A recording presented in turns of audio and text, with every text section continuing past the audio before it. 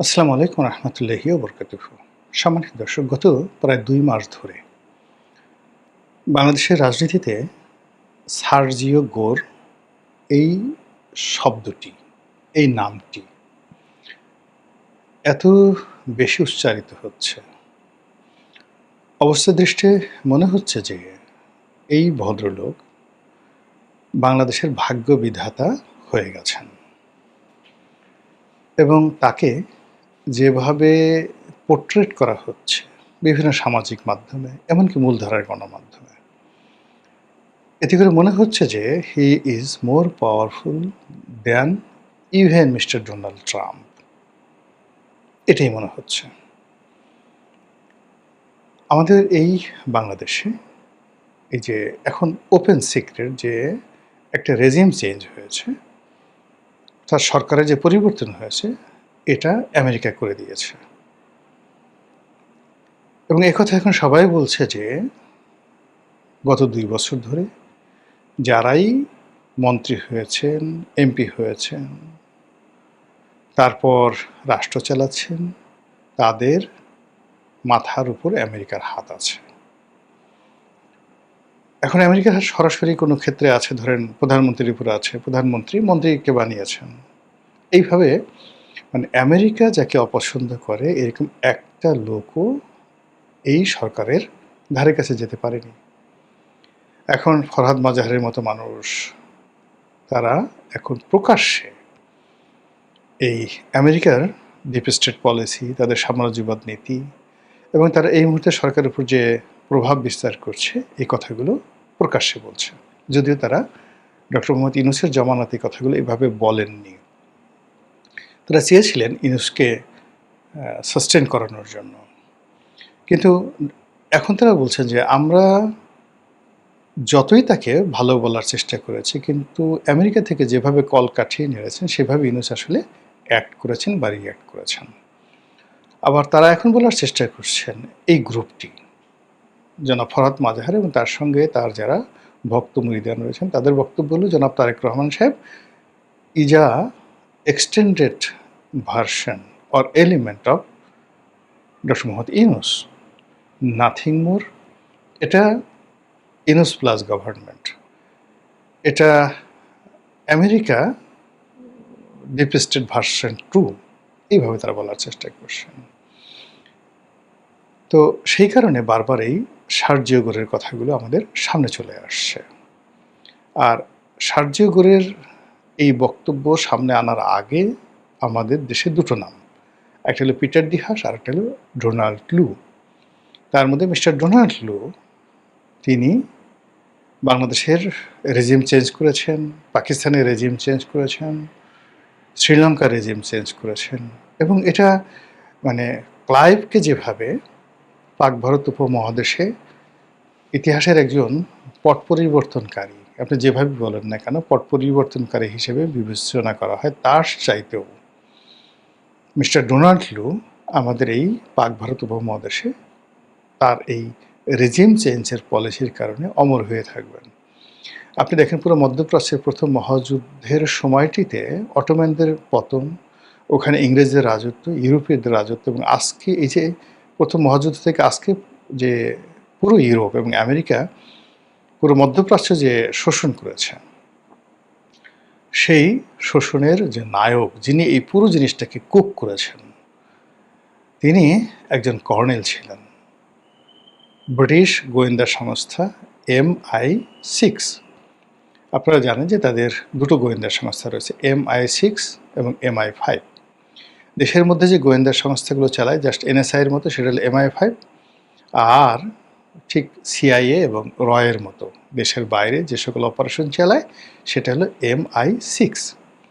তো এরকম MI6-এর একজন কর্নেল, তিনি একেবারে 10 বছর মরুভূমিতে গিয়ে মরুভূমির একেবারে রীতিমতো হুজুর হয়ে গেলেন, মুসলমানের মধ্যে মিশে গেলেন এবং এত ভালো আরবি জানতেন যে বেদুইনরা, বড় বড় বেদুইন গোত্র, মানে তাদের সাথে তাদের সম্পর্কটা হয়ে গেল। আরও ডিটেলস মানে এখানে তার দুটো, একটা হলো তার এই কাহিনী নিয়ে একটা খুব বিখ্যাত, মানে যাকে বলে ব্লকবাস্টার একটা সিনেমা হয়েছে, দ্য লরেন্স অফ অ্যারাবিয়া। সেটা দেখতে পারেন। আর তার কাহিনী বর্ণনা করে বিখ্যাত রোড টু মক্কা একটা বিখ্যাত বই আছে। এই বইতে আবুল আসাদ, যিনি লেখক, তিনি এই চমৎকারভাবে লরেন্স অফ অ্যারাবিয়ার কাহিনী বর্ণনা করেছেন। তো এই লরেন্স অফ অ্যারাবিয়াকে নিয়ে যেভাবে চলচ্চিত্র হয়েছে, আগামীতে দেখবেন যে এই ডোনাল্ড লুকে নিয়ে এরকম চলচ্চিত্র হবে। একটা তিনটা গভর্নমেন্টকে রীতিমতো ফেলে দিয়েছে। 4টা গভর্নমেন্টকে, পাকিস্তান, শ্রীলঙ্কা, নেপাল, বাংলাদেশ, 4টা দেশের রেজিম চেঞ্জ করে ফেলেছে একজন লোক, ডোনাল্ড লু। It's not a matter of joke. তো এই কারণে কি হলো যে ডোনাল্ড লু একজন উপমন্ত্রীর পদমর্যাদা সম্পন্ন ছিলেন এবং প্রেসিডেন্টের সঙ্গে তার কোনো রিলেশন ছিল না, অর্থাৎ মিস্টার জো বাইডেনের সঙ্গে তার ওইরকম কোনো রিলেশন ছিল না আদার দ্যান ফর্মাল রিলেশন।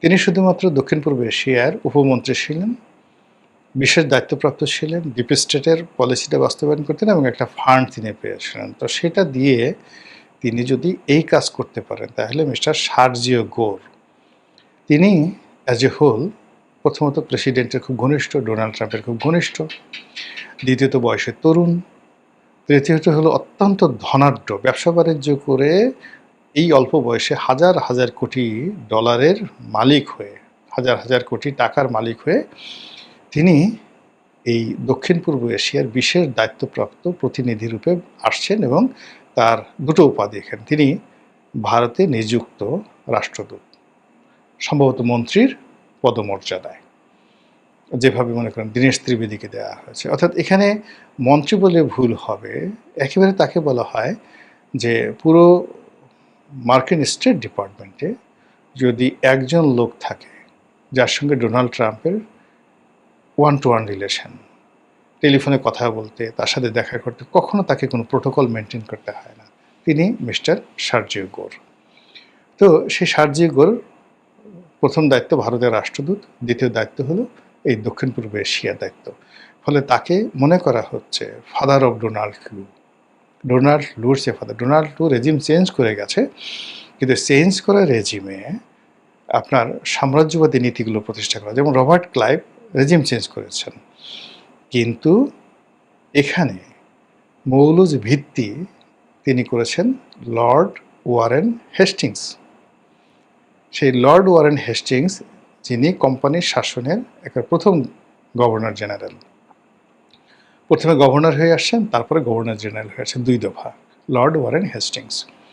তো সেই দিক থেকে যদি ডোনাল্ড ট্রাম্পকে আপনি ক্লাইভের সঙ্গে তুলনা করেন, তাহলে মিস্টার সার্জিও গোরকে আপনি তুলনা করতে পারেন ওয়ারেন হেস্টিংস, যিনি আমেরিকান যে পলিসি সেটাকে বাণিজ্যতে রূপ দেওয়া।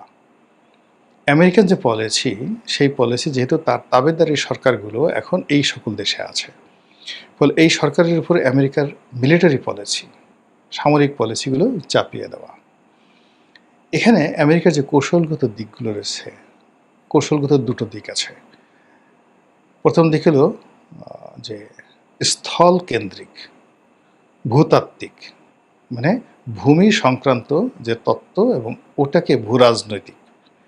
আর একটা হলো ব্লু পলিটিক্স, মানে সমুদ্র জল, যেটাকে অনেকে মানে সেই ব্লু ইকোনমি বলে, সেই ব্লু ইকোনমির ক্ষেত্রে হলো ব্লু পলিটিক্স। তো জিও পলিটিক্স মানে ভূমি থেকে ভূমি, আর একটা হলো ব্লু পলিটিক্স। তো এখন ব্লু পলিটিক্স হলো এখানে ইন্দো প্যাসিফিক, তাদের যে কৌশলগত ইন্দো প্যাসিফিক যে তাদের প্রযুক্তি রয়েছে, অর্থাৎ প্রশান্ত মহাসাগর থেকে আটলান্টিক, প্রশান্ত মহাসাগর, প্রশান্ত মহাসাগর থেকে ভারত মহাসাগর, ভারত মহাসাগর হয়ে মালাক্কা, যাকে বলা হয় প্রণালী হয়ে, যেটা বে অফ বেঙ্গলে ঢুকেছে। এই পুরোটা হলো তাদের জন্য একটা রাজনীতি। এখন ভূ রাজনীতিতে তারা বাংলাদেশে একটা করিডোর চাচ্ছে, সেন্ট মার্টিনে তারা একটা ঘাঁটি করতে চাচ্ছে, মায়ানমারে তারা একটা খ্রিস্টান রাষ্ট্র করতে চাচ্ছে আন্ডার দ্য বার্মা অ্যাক্ট। আর তাদের যে প্যাসিফিক কমান্ড ছিল, সেই প্যাসিফিক কমান্ডটাকে এনে তারা ইন্দো প্যাসিফিক করলো। ইন্দো প্যাসিফিককে বাদ দিয়ে এখন তাদের বে অফ বেঙ্গল, তাদের যে কৌশলগত ব্লু পলিটিক্স সেখানে চলে আসছে। অর্থাৎ তারা সমুদ্রে তারা আধিপত্য চায় এই অঞ্চলে, এবং আধিপত্য করতে গিয়ে তারা চীনের সঙ্গে কন্ট্রাডিক্ট করতে চায় না, ভারতের সাথে কন্ট্রাডিক্ট করতে চায় না। আর কন্ট্রাডিক্ট করতে না গেলে তাহলে এই বে অফ বেঙ্গলে তারা বাংলাদেশের জলসীমা এবং মায়ানমারের জলসীমা, আমরা যেহেতু চদু মাকড়া পার্টি, আমাদেরকে কান মূল্যেও আমাদের কিছু করার নেই। ফলে আমাদের যে মহীসোফান আছে, আমাদের যে বঙ্গোপসাগরের যে অঞ্চলটুকু আমাদের কর্তৃত্বে আছে, আমাদের এবং মায়ানমারের, এই জায়গাতে তারা মাতুব্বরিটা করতে চায়। এবং এই পুরো কাজটা করার জন্য সর্বময় ক্ষমতা দিয়ে পাঠানো হয়েছে সার্জিও গোরকে। আপনি বুঝতে পারছেন ব্যাপারটা তার গুরুত্বপূর্ণ জায়গাতে। অর্থাৎ কাজ হয়ে গেছে। এখন এখানে যেখানে মিলিটারি পাঠানো দরকার মিলিটারি, যেখানে ব্যবসায়ী পাঠানো দরকার ব্যবসায়ী, যেখানে ধর্ম কর্ম ব্যাপার সেখানে আপনার যাজকরা আসবে। As a whole British East India Company Lord Warren হেস্টিংসের জমানাতে যেভাবে এসেছিল, যেভাবে তারা সিভিল সার্ভিস করেছিল, যেভাবে তারা মিলিটারি সার্ভিস করেছিল, যেভাবে তারা ইংরেজি ভাষাটাকে এখানে বুঝিয়ে দিয়েছে, ঠিক সেম কাজটা এখন সার্জিও গোরের মাধ্যমে করার জন্য মিস্টার ডোনাল্ড ট্রাম্প তার সবচেয়ে পছন্দের একটা মানুষকে ভারতের রাষ্ট্রদূত করেছে। এখানে আমি আগের যে অংশটুকু আলোচনা করি সেটিকে যদি আপনি দেখেন, তো তাদের ফার্স্ট প্ল্যান হলো বে অফ বেঙ্গল। এখান থেকে তারা সোজা চলে যাবে মালাক্কা প্রণালীতে, যেটা ইন্দোনেশিয়ার মধ্যে আছে। ইন্দোনেশিয়া দুর্বল একটা রাষ্ট্র, এবং ভারতকে যেটা বলা হয়েছে যে ভাই তোমার সাথে আমার অন্য বিজনেস প্রবলেম আছে, যা কিছু আছে, কিন্তু বাংলাদেশ নিয়ে, মিয়ানমার নিয়ে তুমি তোমার স্বার্থ দেখো, আমরা আমাদের স্বার্থ দেখি, এখানে আমাদের কন্ট্রাডিক্ট হবে না। আমরা যে জিনিসগুলো চেয়েছি সেটা আমরা শুধুমাত্র আমাদের সেই জায়গাগুলো আছে। আর তোমরা যেটা তোমাদের সেভেন সিস্টার চাচ্ছ, মায়ানমারকে বলা হচ্ছে তোমরা যে জিনিসগুলো চাচ্ছ, কোনো সমস্যা নেই, আমরা সবাই এখানে ভাগাযোগি করে কাজ করি, কোনো প্রবলেম নেই। প্রবলেম হবে চীনের। ফলে চীন তোমাদেরও শত্রু, আমাদেরও শত্রু। তো এই জিনিসগুলোর যাতে একটা ডিপ্লোম্যাটিক চ্যানেল চমৎকারভাবে চলে, এই জন্য একেবারে বিশ্বস্ত একজন লোক মিস্টার সার্জিও গোরকে দিল্লিতে পাঠানো হয়েছে। এখন সার্জিও গোর বাংলাদেশে আসার আগে তার বহু টিম, গোয়েন্দা team, military team, FBI team, বহু টিম বাংলাদেশে হয়তো আসছে। আমরা পেপারে দেখেছি বা মানে বিভিন্ন সামাজিক মাধ্যমে দেখেছি, একটা পাসপোর্ট সহ বলে দিয়েছে অমুক লোক এত তারিখে এয়ারপোর্ট থেকে এসে সার্জিগর আসার আগে ওয়েস্টিনে উঠেছে, তার ডেজিগনেশন নেই। তারপরে সাবেক সিআইএর এত বড় কর্মকর্তা বাংলাদেশে, তো দূরের কথা ভারতও কখনো আসে না, সেই কর্মকর্তাও বাংলাদেশে এসে এখন পর্যন্ত আছে কিনা আমি জানি না।